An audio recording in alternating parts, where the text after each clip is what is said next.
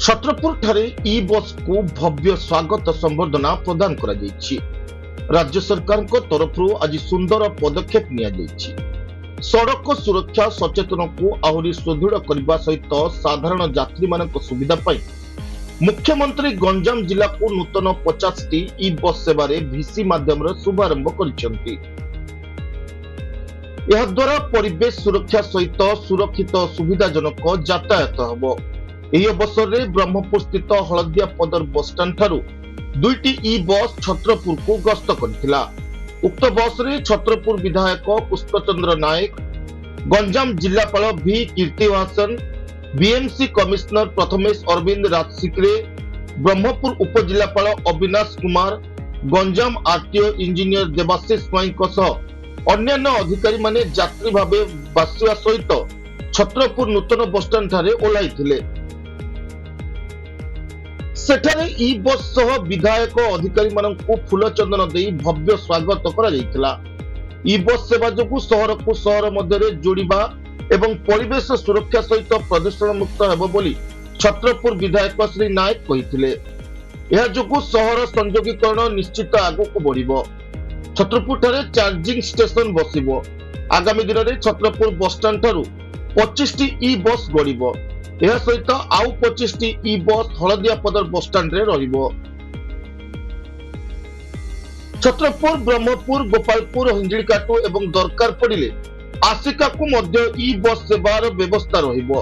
विभिन्न स्थान रे चार्जिंग रो व्यवस्था करा जिवो बोली जिल्लापाल कहिथिले। एही कार्यक्रम रे Duda PD Sunil Kumar Kerketta, Chhatrapur EO प्रसन्न कुमार दास को समेत बहु महिला एवं जनसाधारण माने उपस्थित थिले।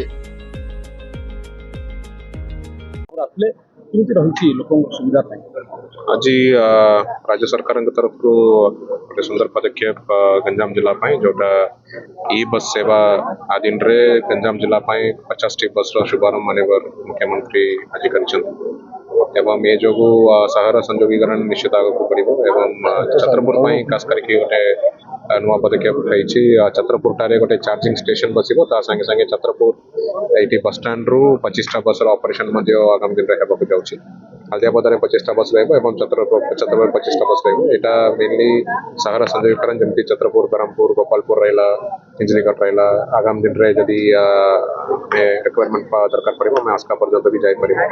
एवं हमें विभिन्न जगह चार्जिंग इंफ्रास्ट्रक्चर जते सब इलेक्ट्रिक बस अछि चार्जिंग इंफ्रा पदक्षेप नहीं छत्रपुर तो सप्ताह भितर रेडी एवं हिंजिलकाट रे आम चार्जिंग पॉइंट गुड़ाक चिन्हट करुँगी। आम जिला भितर जी सहरांचल अच्छी सब जगह जब चार्जिंग इंफ्रा आम बढ़ाई पारिबा और अधिक एरिया को प्रवेश करने आम ई बस सेवा व्यवहार कर छत्रपुर भंजनगर कि आस्का कि लंग जबार किसी बंदोबस्त रही सर बर्तमान बस रेंज देखिक रूट गुड़ाक फाइनालाइज करूँ। कहली जब लंग रेंज जबार अच्छे आम मझे कौटी चार्जिंग पॉइंट गुड़ाक रखार अच्छे तार इंफ्रास्ट्रक्चर रेडी है परवर्ती पर्यायर से विषय में आलोचना। प्रथम पर्यायर सर ब्रह्मपुर 25 टा, छत्रपुर 25 टा आज शुभ उद्घाटन कर शहर सर बर्तमान चलबार व्यवस्था रही। बर्तमान छत्रपुर ब्रह्मपुर भितर तो चलो एवं छत्रपुर आखापाखी जदि आम केतरा टूरिस्ट लोकेशन अच्छे से भी कवर कर तांपारा को पठाई पार गोपालपुर को जीव एवं बर्तमान तो सेपटे आइजर पर्यंत जाऊँगी ब्रह्मपुर से अनुसार आम जो किसी दिन ट्रायल बेसिस रे चलाइबे ग्रुप तरफ एवं तार डिमांड कौन अच्छी स्टडी करेंगे। डिमांड स्टडी है आगामी पदक्षेप लिया। Thank you sir.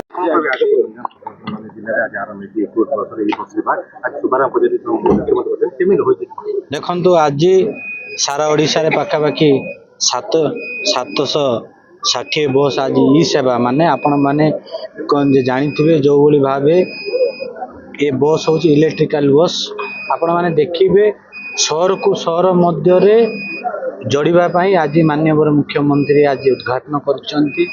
कहला बेले आपण माने देखिए जो भाव प्रदूषण जो होउची तार बस रो जो नियंत्रण रखा जाए 30 रु 40 किलोमीटर भितर अधिक बेगरे जीव नहीं जेहेतु आमर गंजाम जिला को प्रथम थर लगी आज पाखापाखि 25 टी बस दि जाए। बस को समस्त जो भाव आपण माने देखिथिबे गंजाम जिले में सर्वाधिक अधिक एक्सीडेंट होची ता दृष्टि रखी माननीय मुख्यमंत्री गंजाम जिला को 50 टी बस देती।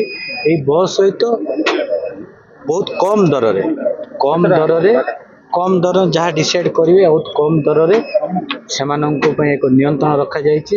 ଯେଉଁଭଳି ଭାବେ ଦେଖିଥିଲେ ପୂର୍ବେ ଭଳି ଯେଉଁମାନେ ଗୋଟେ ଟାଇମ୍ ରଖାଯାଇଛି, ଯେଉଁମାନେ ଯାଉଥିବେ କଲେଜର ଯେଉଁ ପିଲାମାନେ ଯାଉଥିବେ ପାଠ ପଢ଼ିବା ପାଇଁ ଯାଆନ୍ତୁ, ବ୍ରହ୍ମପୁର ସହରକୁ ଯେଉଁମାନେ ବେପାର କଥା ହଉ ମେଡ଼ିକାଲ କାମ କଥା ହଉ ଯେଉଁମାନେ ଯିବା ପାଇଁ ଏକ ନିୟନ୍ତ୍ରଣ ଭାବେ ମାନ୍ୟବର ମୁଖ୍ୟମନ୍ତ୍ରୀ ତାହା ଚେଷ୍ଟା କରୁଛନ୍ତି। ଆପଣମାନେ ଦେଖିବେ ପାଖାପାଖି 2 ବର୍ଷ ହେଲାଣି ମାନ୍ୟବର ମୁଖ୍ୟମନ୍ତ୍ରୀଙ୍କର ସବୁ ପ୍ରକାର ଚେଷ୍ଟା ଆପଣମାନଙ୍କୁ ଜନସାଧାରଣଙ୍କୁ ଯୋଗାଇ ଦେବା ପାଇଁ ଚେଷ୍ଟା କରୁଛନ୍ତି। ଆପଣମାନେ ଦେଖିବେ ପ୍ରଧାନମନ୍ତ୍ରୀ ଆବାସ ଯୋଜନା କଥା ହଉ, ଆୟୁଷ୍ମାନ କଥା ହଉ, ଆପଣମାନେ ଦେଖିବେ ଛତରପୁର ମ୍ୟୁନିସିପାଲିଟି କଥା ହଉ, ଆପଣମାନେ ଦେଖିବେ ନୂଆ ବ୍ରିଜ୍ କଥା ହଉ, ଏଠି ପାଖାପାଖି 3ଟି ଓଭରବ୍ରିଜ୍ କଥା ହଉ, ଆଜି ମ୍ୟୁନିସିପାଲିଟି କଥା ହଉ, ସହରକୁ ଯୋଡ଼ିବା ପାଇଁ ଆଜି ଇ ବେସ୍ର ବ୍ୟବସ୍ଥା ବି ମାନ୍ୟବର ମୁଖ୍ୟମନ୍ତ୍ରୀ ଆଜି ଉଦ୍ଘାଟନ କରିଛନ୍ତି। ଛତ୍ରପୁରରୁ ଦେବବ୍ରତ ପଣ୍ଡାଙ୍କ ରିପୋର୍ଟ, ହର୍ଷିକା ମିଡିଆ।